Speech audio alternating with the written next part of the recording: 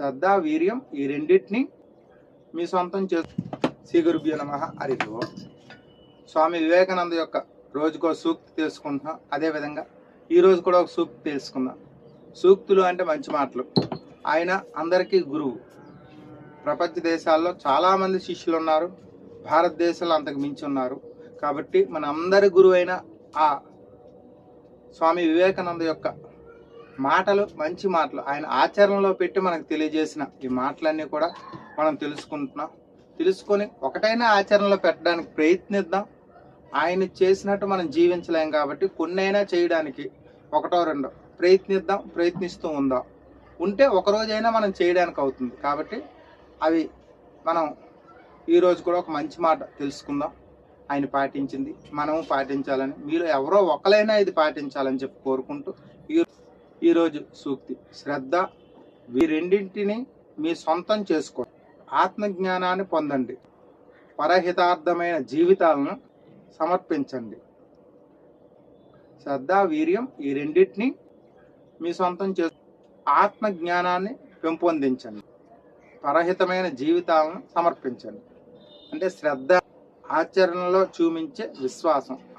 శ్రద్ధ అంటే ఆచరణలో చూపించే విశ్వాసం.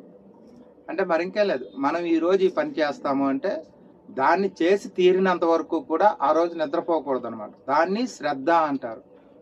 అలాగే వీర్యం అంటే మనం సెక్స్ అనుకుంటారు చాలామంది. సెక్స్ కాదు, వీర్యం అంటే వీరత్వం.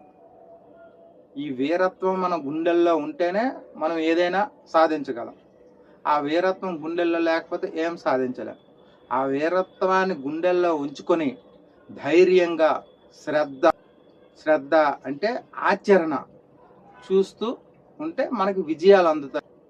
ఆత్మజ్ఞానం పెంపొందించుతుంది, ఆత్మజ్ఞానం బలపడుతుంది. మన ఆత్మజ్ఞానం చాలా బలపడుతుంది. ఆ రెండూ కూడా మన కంట్రోల్లో ఉంటే, అంటే శ్రద్ధ, వీర్యం ఈ రెండూ కూడా, అంటే విశ్వాసం, వీరత్వం ఈ రెండూ మన గుండెల్లో ఉంటే ఆత్మజ్ఞానం మన చేతిలో ఉంటుంది, మన పిడికిల్లో ఉంటుంది.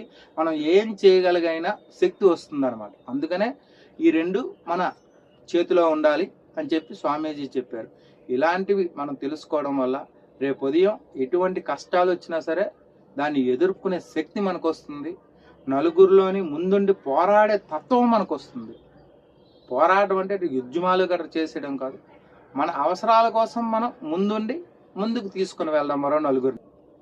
ఇలాంటి మరిన్ని విషయాల కోసం మా ఛానల్ సబ్స్క్రైబ్ చేసుకోండి, ఈ వీడియోని లైక్ చేయండి.